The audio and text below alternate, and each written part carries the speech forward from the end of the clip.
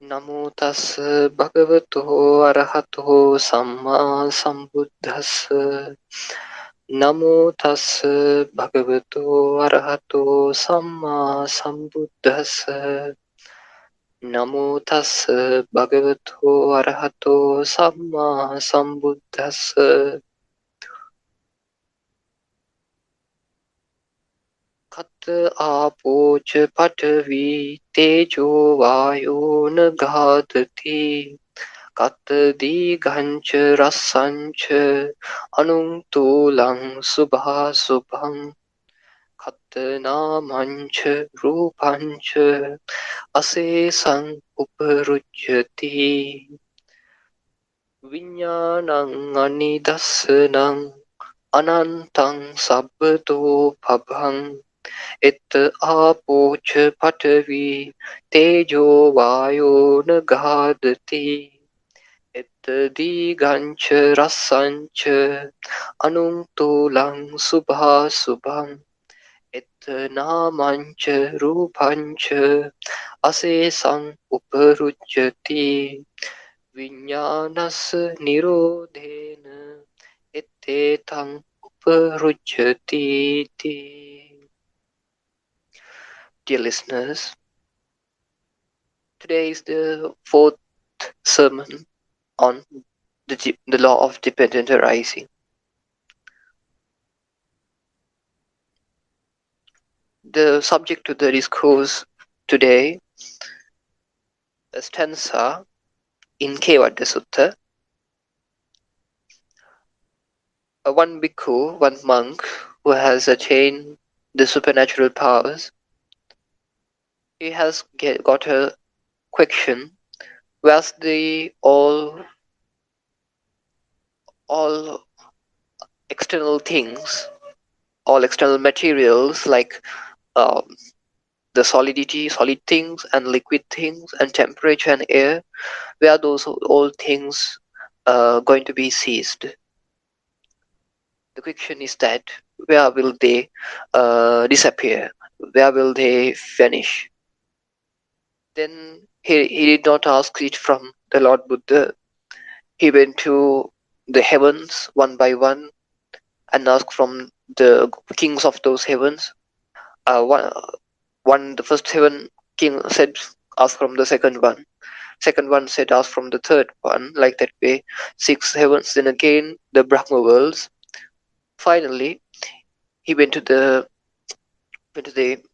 highest Brahma, the king of the first jhana Brahma world. We call him Maha Brahma. That means the great Brahma. He asked him that in that time he was with he was in a meeting with some other Brahmas.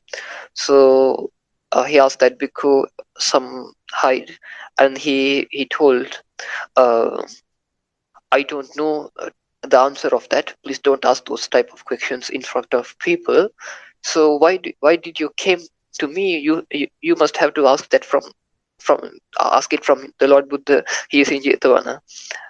So again he go to the presence of Lord Buddha and ask this question from him. In that time, his question is whether the material things will vanish, will disappear. So, first of all, what Lord Buddha has done is he asked this person, this monk, dear monk, your question is wrong. First of all, I need to do a small change of your question. Then he changed the question like this way: Katta apocha patavi tejo vayo nagadati katta nama katta dikanchara sancha anungtulang subhasubang katta namancha rupancha asesang uparujyati. Where do water, where do liquidity and solidity, temperature and air find no footing?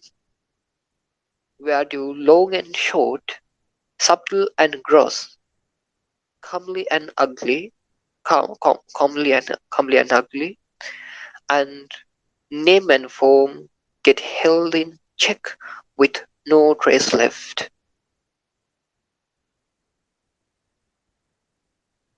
Lord Buddha has changed this fiction to cessation to no footing, the disappear to no footing, where the place, the uh, the liquidity, solidity, temperature, and air find no footing. That is the change what Lord Buddha has done. So after that, has given the answer: Vijnanang anidasanang anantang sabbatopabang. That means the cognition, which is non-manifestive, anantang sabbatopabang, endless, lustrous on all sides. Itta apoja pathavi. Here it is that liquidity and solidity, tejo vayu nagadati, the temperature and air no footing find. Itta diganchara sancha. Here again is long and short. Anuntulang subhasubhang, subtle and gross, comely and ugly. Itta namancha rupancha. Here is the name as well as form. Asesang uparujati, are held in check with no trace left. Vijnanasa nirodhena, wherein cognition comes to cease, etetang uparujati, all these are held in check therein. This is uh, very deep stanza. You need to pay close attention and listen well. I'll preach you.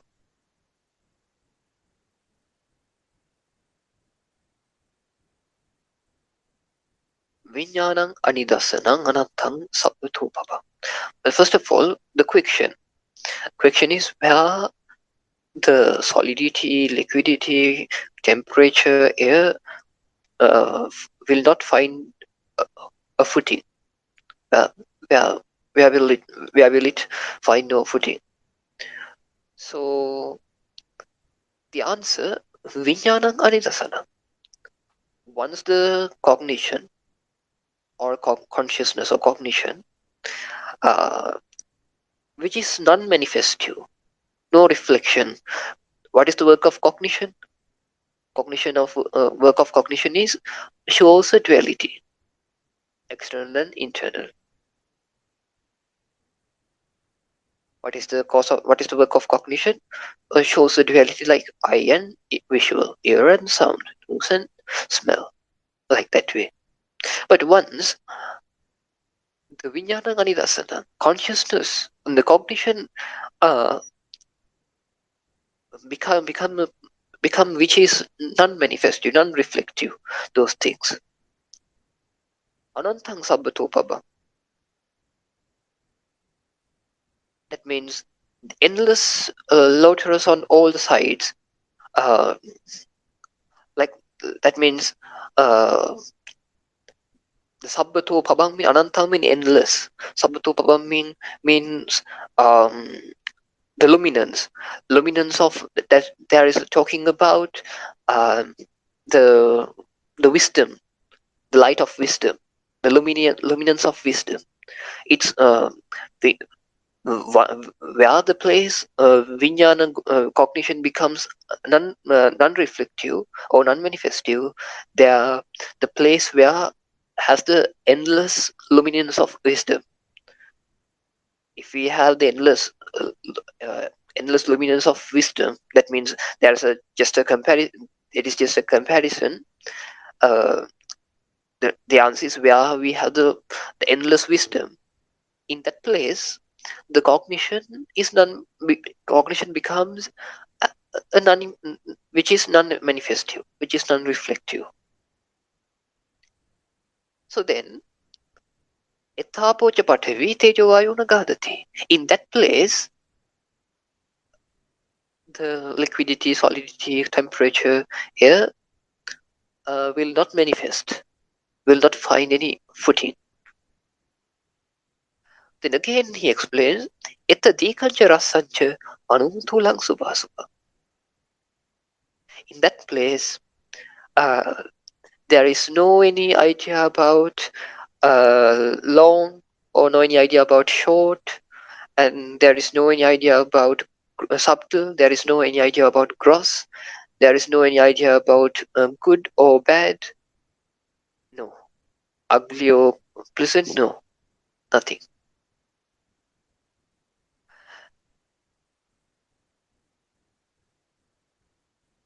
Etanamancha rupancha asesang uparujyati. In that place, name and form will not find a footing. Name and form mean the naming of, primarily naming of external things, will not find a footing.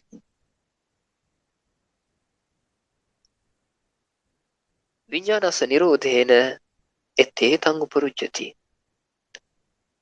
By the cessation of uh, by the cessation of the cognition, these all things will not find a footing. All these things will be uh, like seas. The cause is now the cognition. That's why in early sermons we have talked about the main thing of the law of dependent origination is the cycle of name, form, and cognition. What is that cycle? Again, I will explain with an example. Now I have you can hear my sound. My sound is your uh, my sound is the hearing. My sound is the hearing. That is the sound. That is the form. The name mean the primary naming. That means sensation, perception, then intentions. Intentions mean volitional activities. Then there is a contact and attention. Those are the primarily naming. As a work of now, my sound is existing, and you're you naming that we call name and form. Name and form mean a cognition. And what is the work of cognition? Again, the cognition divide the duality. Oh, there is the form, there is the name. Again, the name and form means cognition. Again, cognition shows duality. Again, because of name and form mean cognition. That is the cycle. But this cycle is cycling because of ignorance. Ignorance of this process. But once someone understands there is just a cognition, and the name and form and world and me and visuals I, those are all are preparations of the mind, and those all are conceivings. The cognition going to be non-manifestive, non-reflective, because Lord Buddha always has taught to seize the past, seize the uh, future, and detach to the this moment cognition also. Past me not yesterday, not last year. That means just past of 1 second, just future of another second. The um, abandon this past and future and stay in this very cognition, but you must detach to that cognition also. In that place you can find a liberation, you can find the peace of the mind, the stilling of all preparations. Once this vision, once this comprehension, once this understanding becomes stable, in that day you will liberated 100%ly. You will attain the arahantship. Because all things, because of our cognitions, because of our preparations of the mind. Please think very deeply. Somebody comes to kill you with a huge knife. Now you can see this. Unless you feel, oh, he will kill me, you have no suffering or fearfulness. Once he come again and again to near to you, unless you feel any thought, or once he cut my neck, I will feel a very unpleasant feeling. Unless you got this thought, you have no any feeling, no any suffering, just a cognition. And once your neck uh, cut by him, there is a unpleasant feeling of the body, but for that feeling also, he detached. There is some unpleasant feeling, but he is not gain it as mind. There is very separation with the sensation and uh, the cognition. For that feeling also, just a cognition for him. So there's an unpleasant feeling, but no suffering, no stress with him,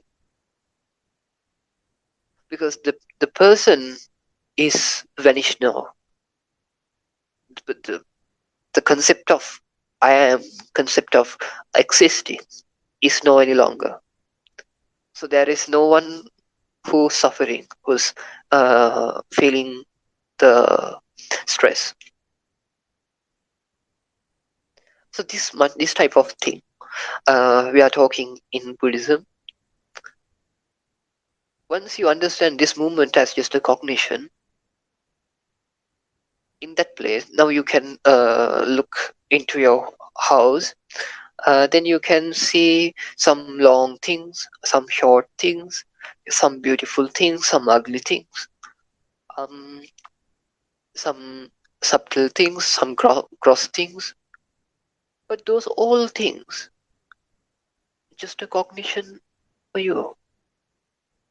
But as the work of that cognition, diluted mind shows you in duality. There is the thing, here is I am. Oh, and there is the long thing, and here is the person who is experiencing. Oh, this is ugly, and the person who is experiencing.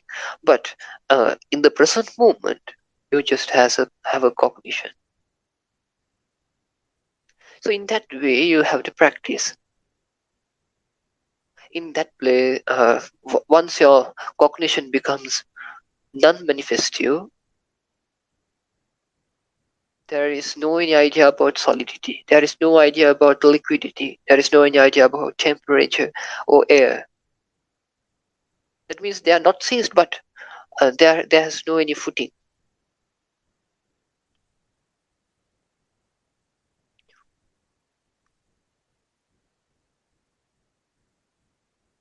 And there is no any idea about long, short, subtle, gross, good and bad, ugly or pleasant, no any idea. In that place, the name and form will cease remainlessly. You have no any idea about name and form. Unless you have the idea, oh, here's the external things, and uh, this conscious body is the naming thing, like that way. But once you understand this is just a cognition, there is there is no any footing to the name and form also. And viññānasa nirodhena ettesa uparuchyate. By the cessation of the cognition, the cessation of the normal cognition, the reflective manifestive cognition, the all things will not find a footing.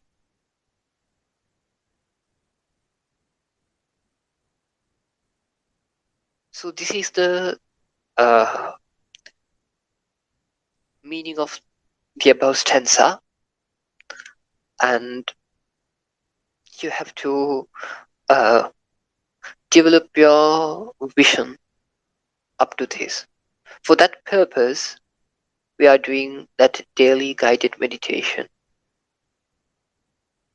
By this meditation, you can attain these things. You can attain this vision uh, by step by step. So try to do that. Try to uh, experience that. So after that, you can develop the Noble Eightfold Path to Sammasati, the right mindfulness, to make stable that vision.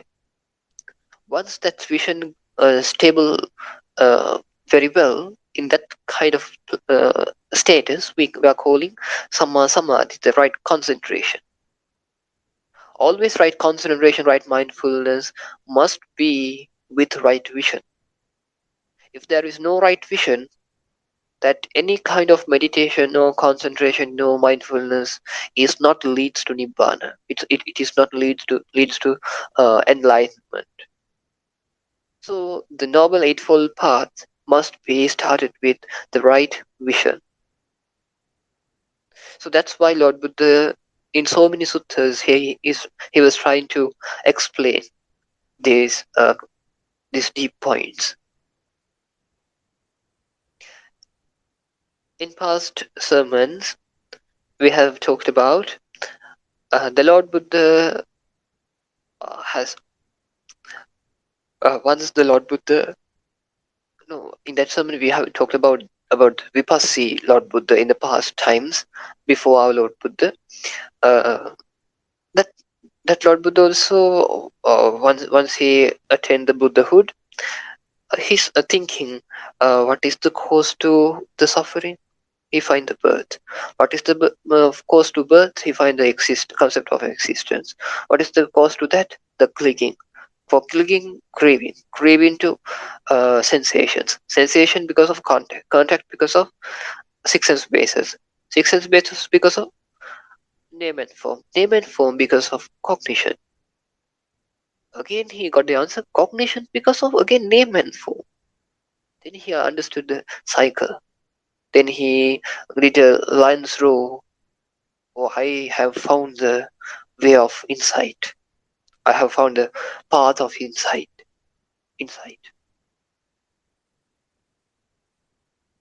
So this cycle, the name, form, and cognition. The ignorance of this cycle is avidya, the ignorance. The preparations of this cycle are the preparations, sankhara.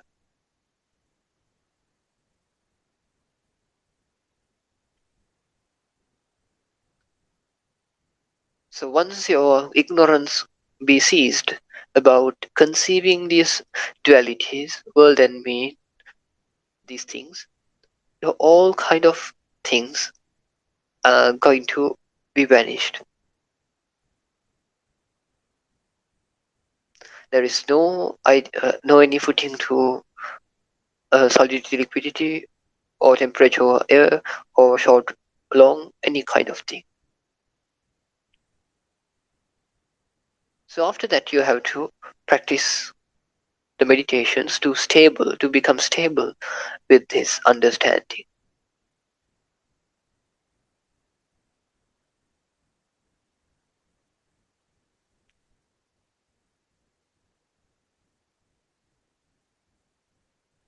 So after that,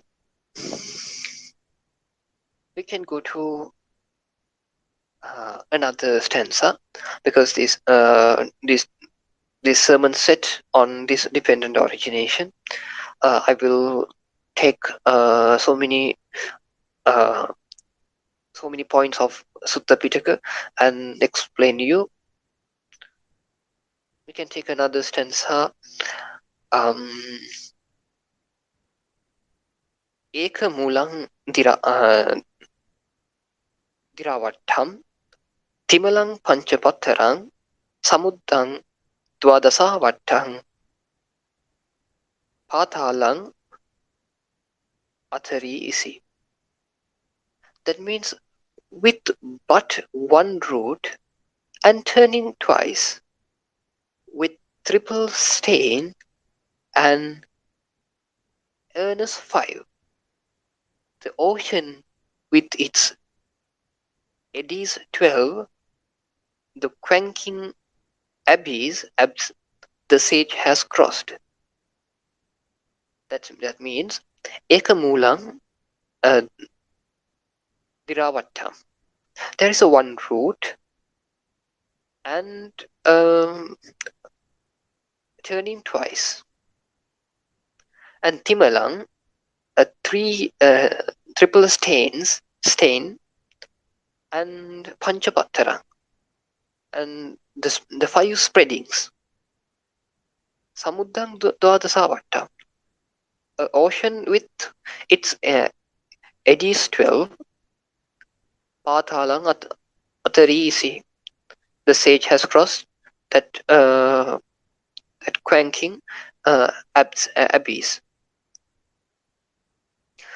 That what is there is some things. What is the Ekamula? Ekamula means Ekamula means the contact. Contact means the idea of external thing, internal thing, and cognition.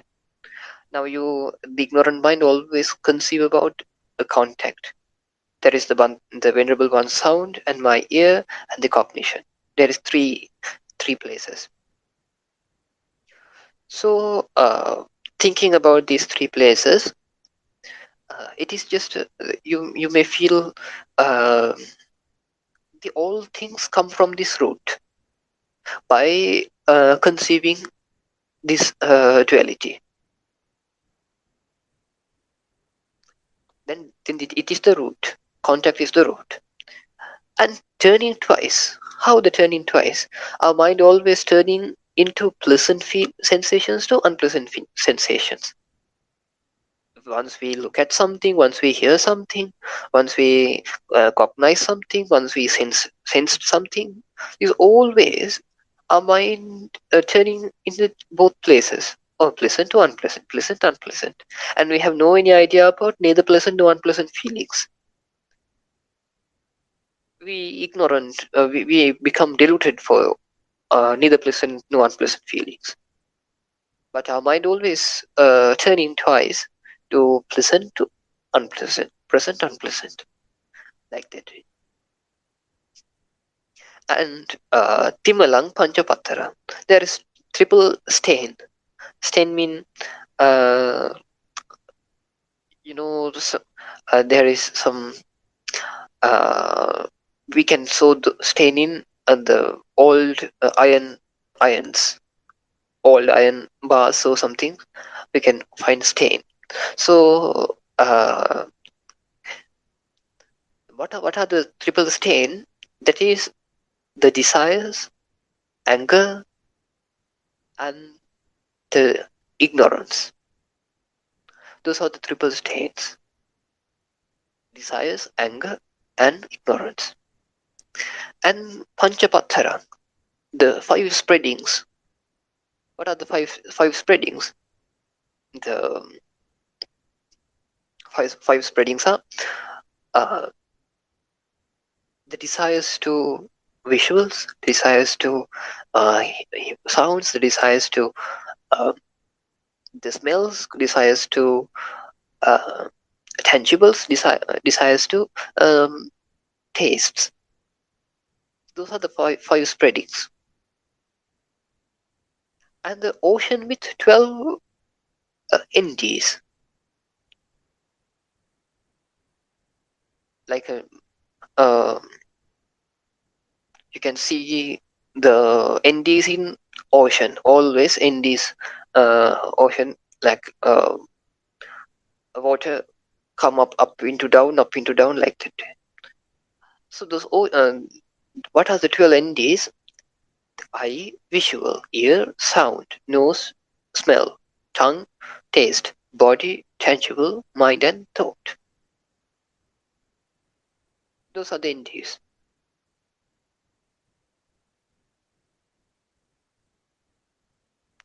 So once we comprehend and from and well as the pathala.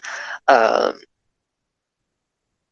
Pathala means the bad the bad feelings of in the body, bad feelings what given by body. From all these things, the meditator is is uh, he liberated from those all things. Now the main point of this stanza is the root. Root is contact. These all things come from contact. Contact to pleasant, unpleasant, pleasant, unpleasant to it goes to desires or anger or delusion. Uh, because of those, we spread to sounds or desires to sounds or visuals or smells or tastes or tangibles.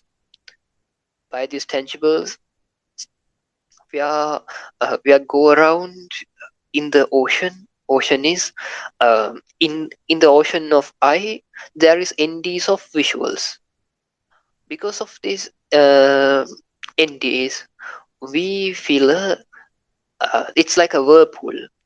Because of that NDs, we feel an existence. And another, there is a one ocean called ear, and it has NDs called sounds. Because of those, again we make the concept of existing and nose and smells, tangibles, and body, and tongue and taste, and um mind and thought. Those are the things.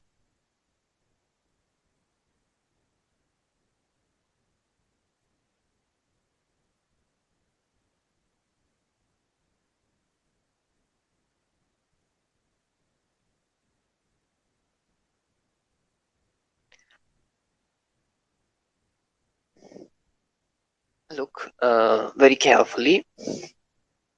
For one moment, you can feel a cognition of one thing, like cognition of eye, or cognition of ear, cognition of nose or tongue, or body, or mind.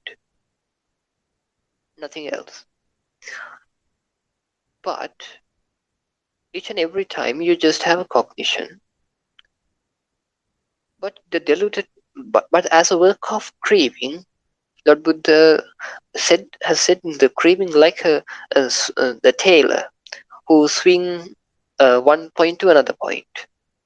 Like that, now you just have a cognition of ear, again cognition of visual, again cognition of some tangible because of you sitting in the chair, and again a cognition of mind, of a thought, like that again and again, very quickly, constantly, this cognition uh, passing to one in these six things, in these six senses. But as a work of cognition, as a work of craving, it swing one to one, and it shows you this all it combines these all six things and shows you at it one thing. Because of this thing, this combining, this swing, we feel we are in a real independent world, and there is an independent world, and there is a person who is experiencing, who is living. Because of that ocean with which have 12 uh, entities, eddies. So, but the meditator uh, overcome from those whole things as well as the unpleasant body feelings. So I wish you all to feel the fearfulness of samsara and do more effort to be strengthened in the Dhamma practice and uh, become more uh, and attain the supreme bliss of Nibbana in this Lord Buddha's dispensation. At least become a stream mentor in this very life. Sadhu, sadhu. Thank you, sir. Is there any questions? Did you understand all things? Mr. Hong Sing, did you understand the all sermon? Yes, sir. I think I understand a little, sir. So the Buddha said that was the wrong question because we do not need to escape from the world, is it? But we can actually handle the world as it is it? Uh, because the people always thinking, uh, people think that it's like this. There is a robot. I always think talk this and told this, uh, telling this comparison. He experiencing the world by sensors, cameras, microphones, and so on. But he feels the all world, and he feels, oh, there is a world, and I'm living in this world. But that that thing is just a data for the robot. His all thinking arise with because of his programming. He programmed to the he has programmed to the uh, his works, his world, and according to his developers. But once he understands, there is nothing to um, I'm already programmed to another one's programming, so I need to be transcendental. I need to overcome from this status, and I must need to insight my experience according to my experience by overcoming from my programming. But the scientists and all of us, the world without Lord Buddha, those all people find a liberation uh, in the by including in our programming. Like once we search for atoms or some another another physics, there is just this all analyzations included in the mechanism, included in the programming in our normal mindset. But Lord Buddha asked to overcome from the normal mindset and look at your experience. Because why? The experience, the moment of experiencing is the place where the suffering began. As the suffering begin. So we need to overcome from the suffering by where the suffering arise. The rising point of suffering is the moment of experiencing because of ignorance. Ignorance of arising point of experiences. So that's why he asks us to first of all take the right vision by listening to the Dhamma and appropriate attention, and after that be moral, be virtue, and uh, and do more effort to uh, stable with this right vision by meditations. By meditating, after that, his right vision going to be stable. That is the last part of Noble Eightfold Path. Once he lives in the right concentration, in with the stable right vision, his all desires, anger, and delusion or ignorance going to be step by step, and he will be a person who always work with the wisdom. Did you understand? Yes, sir. The example is very good, sir. No, okay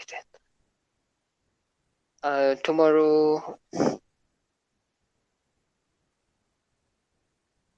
maybe tomorrow is the day to um,